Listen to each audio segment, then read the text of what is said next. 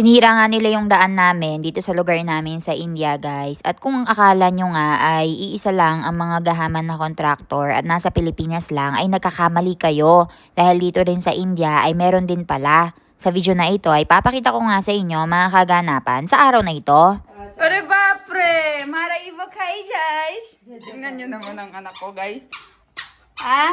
Para kang papasok ng school. School siya na dito. Maaga nga nagising ngayon si Ivan, guys, kaya naman ay maaga ko nga rin siyang nabihisan para nga pumunta sa temple. Dahil nga kinaliliitan lang ni Ivan ang mga damit niya at mabilis ngang lumaki ang mga bata, kaya naman kahit mga damit pang alis ay pinapasuot ko na nga rin sa pang-araw-araw. Tuwang-tuwa nga yung kapitbahay namin dito at nilapitan nga si Ivan. Pagkagwapo-gwapo nga daw sa suot at sinabihan pa nga ang biyanan ko na swerte nga daw ang pamilya nila dahil nalahian nga daw ng kaputian. Yung babaeng nakita nyo nga, guys, ay kaibigan ng lola ni Milan at sabi niya nga, guys, kung nandirito pa nga daw yung lola ni Milan ay tuwang-tuwa talaga siya panigurado. Guys, hindi tayo makapagtrabaho ngayon kasi ginagawa nila yung daan namin dito. Eh, hindi ako makapag-voice over. Ang ingay-ingay dito sa bahay. Ilang araw na nga nilang ginagawa itong daanan sa harapan ng bahay namin at hinahabol nga sa Diwali. So, meron kasi paparating na festival, guys, na tinatawag na Diwali or yung parang Pasko na mga Hindu. Kaya naman ay puspusan na talaga yung pagtatrabaho nila. At ngayon nga lang ako nakakita ng daan na walang bakal at puro semento. Kaya naman ay medyo nakakabigla talaga. Hindi nga rin masyado makapagsalita yung mga tao dito, guys, dahil yung nangontrata nga ng daan na ito ay kaharapan pa ng bahay namin. Kaya naman ay shut up na lang talaga. Kung napapansin nyo, guys, ay salitan na nga yung pagtatrabaho. Dito nga, guys, ay meron silang mixer. Pagkatapos dun sa kabila ay siya nga yung nagpipino ng daan. Ina-entertain ko nga si Ivan dito, guys, sa loob dahil nga medyo maalikabok sa labas. At nagpapalabas nga siya at gustong-gusto niya nga tinitingnan yung JCB. Ting I notice sa anak ko, guys, hindi siya mahilig sa mga soft toys.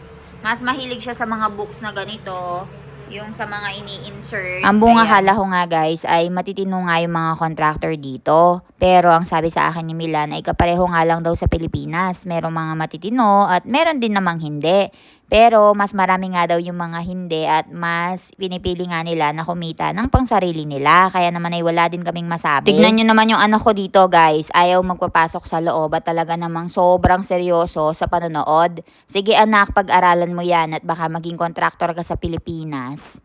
Kayo, guys, ano yung mga naging experience nyo pagdating sa mga contractor and meron na ba silang ginawang mga project sa mga lugar-lugar nyo and kamusta yung naging result?